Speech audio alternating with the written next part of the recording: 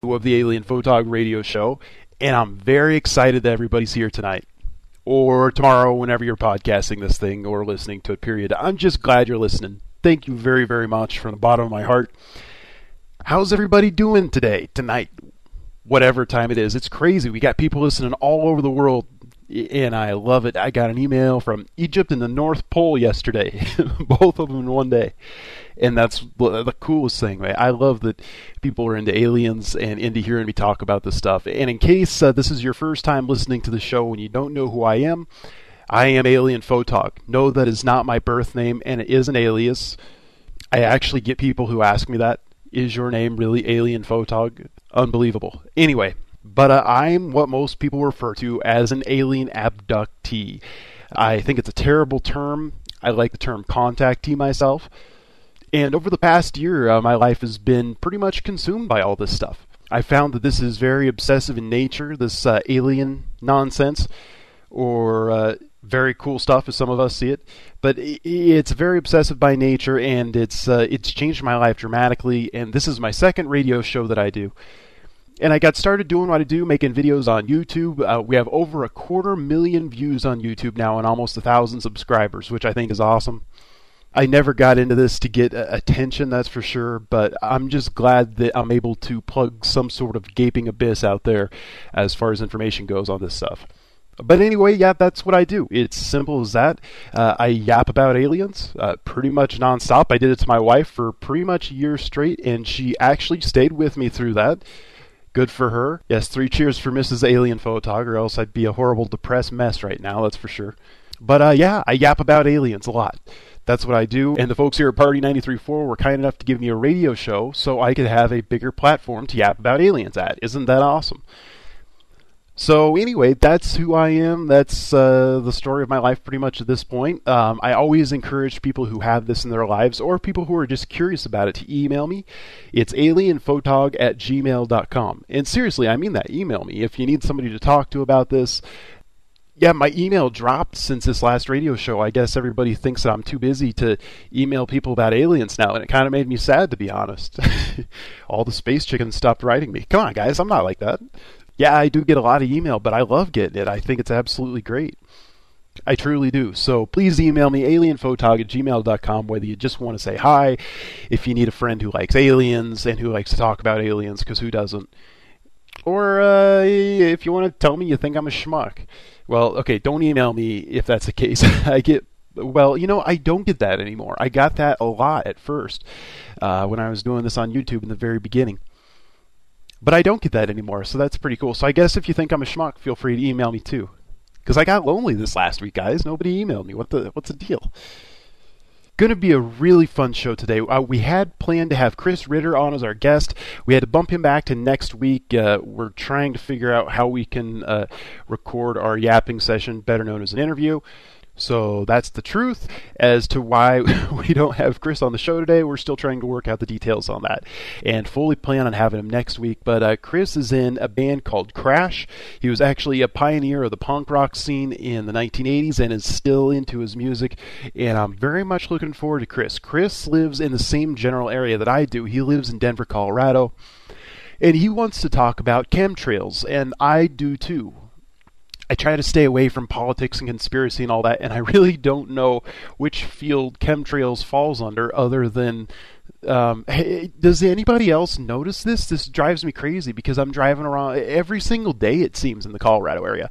I'm driving around seeing these things, and it's just absurdly obvious that this is happening. And it's amazing. People, I guess, just think that regular airplanes started making these things one day, and I don't know what the deal is. I don't know how nobody notices this, but it's sad, really. It's sad. I don't know fully what's in them. I have some ideas, and I can give some information on that, and I will next week. But, I want to know if people are noticing this other than me and Chris. I know some people are, but it's just blatantly obvious, and I don't think anybody ever looks up anymore. It's crazy. It's absolutely crazy. Crazier than us talking about aliens all the time. I firmly believe that. So, anyway, look forward to that next week. And I'm sorry I didn't get him here this week. I know I plugged that on last week's show. And like I said, me and Chris just haven't gotten a chance to hook up. He still works a job, one of the fortunate few to be employed in this country. I guess it's fortunate. I don't know. I'm pretty happily unemployed myself, to be totally honest. It really isn't as bad as people make it out to be. I mean, I got all my time to be interested in aliens and do whatever I want to do. It's freedom, really. It's great. So the money situation isn't so good. But that said, it's pretty much impossible to find a job anymore. Does anybody notice that? Anybody been out looking for jobs, or did everybody give up? Because I can understand if you gave up. It's almost freaking impossible. And that's the truth. That's the report from the front lines here on job finding. That said, like I told you, it's not really all that awful. I mean, who liked work that much to begin with? I didn't. I actually used to run some businesses. I used to be the boss, and I got all into it and excited about making money and stuff for a couple of years there. It was one of the most ridiculous things I've ever done or wasted my time doing, because what happened was, like most people, when I started making a lot of money, I just spent more money. So I ended up running around and spending probably 80 hours a week, which I could have been devoting to educating myself about aliens. and ran a couple businesses, and then once the aliens came, I ran those businesses into the ground, and it was a blessing, really. But yeah, point being, I did all that, and I bought more stuff and more Chinese food and more beer, and I got really fat, and then depressed because all I did was work. You know, I was into the American dream thing. You know, I wanted a house and a fancy car, and I had all that crazy stuff. And no one ever tells you about the American dream is trying to do all that stuff will make you completely miserable, and that's the freaking truth. Anyone who tells you otherwise is either motivated improperly or they're a liar. Because seriously, it was like the most miserable I've ever been. And I'm fully happy now, just sitting around, not making any money, yapping about aliens all day. And I think there's a important lesson for all of us in that. I mean that. I'm sincere about that. That's what's hilarious. So anyway, that's a little bit about me. And it's funny because I always want feedback on the show, so I get some of it. And some of the feedback I get is, stop yapping about your own stuff. We want to hear about aliens all the time. So, fine, sorry. I just like to think that maybe of the few people that listen, a couple of you actually care to hear what's going on in my life. But no, apparently just aliens. So, no, I'm kidding. I've made some great friends doing this. And I kid around a lot, but I have a horrible sense of humor, so you'll have to forgive that. That said, I do know a lot about aliens, so yep, if you want to hear about the alien stuff, you're just going to have to bear with me and put up with my sense of humor. This is a give-take relationship, Space Chickens. That's just the way it's going to have to be. Is that fair?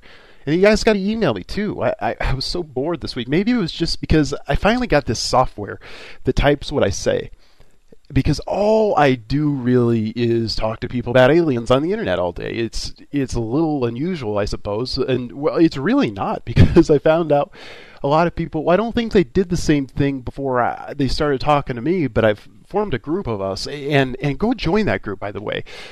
We always meet during the show. Well, I say always. This is the second show. So to this point, I've been lucky enough to have people show up at this website to chat with me and other Space Chickens, I guess is how I should properly say that.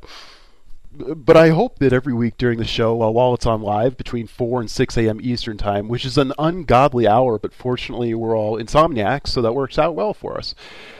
But we all show up there and chat about aliens and just enjoy making friends with each other and stuff, and it's a really, really cool group of people. The official home of the Space Chicken. And if you're listening to this on radio and don't know who I am or what the heck I'm talking about when I'm saying Space Chicken, that's what I refer to the people who listen to me yap about aliens as. Space Chickens. Why not, right? I mean, that's really the only reason I have for it. No, I really don't know why I say Space Chicken. I had somebody put a comment on YouTube this week that says, I don't like when you call us Space Chickens. It makes it seem silly. It is silly, guys. We're sitting here talking about aliens. I mean, it's entirely real. And I'm not mocking us. My God, I mean, look at me. But you got to admit it is kind of funny, and there is some humor in this. There truly is, because we're all entirely obsessed with aliens and UFOs and things like that. And that's an unusual situation. Like, we all laugh at these stupid situation comedies we see on TV about, dysfunctional families and stuff, things that really aren't funny whatsoever.